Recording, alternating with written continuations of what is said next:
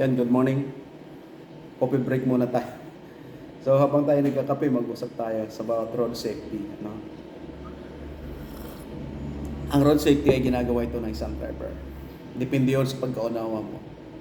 Kung paano mo nailalagay sa panganib ang iyong biyahe. Una, yung overspeeding. Pangalawa, yung tailgating, malapit ka sa sinusundan. Pangatlo, yung patig. Ano?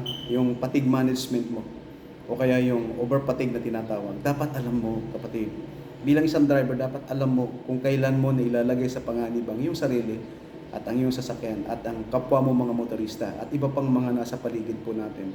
Kung sakaling bigla kang nagkaroon ng pagkaantok o kaya nakaidlip ka habang ka bumibiyahe.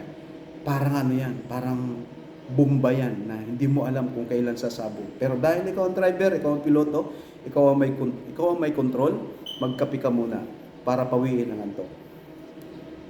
Okay? Road safety awareness. So, road safety reminder para sa mga drivers and helpers na magkasama sa sasakyan. Pag-usapan ninyo kung paano magiging ligtas ang inyong biyahe. Ang pagkakape ay makakatulong para pawiin yung antok natin, yung pag-check natin sa sasakyan.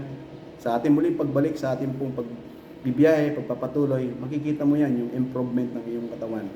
Magkakaroon ka pa ulit dyan ng mga 1 hanggang 2 oras na biyahe bago ka ulit dalawin ng antok. Tips lang po ito sa inyo. Maraming salamat sa inyo and God bless us all. Ingat tayo sa biyahe.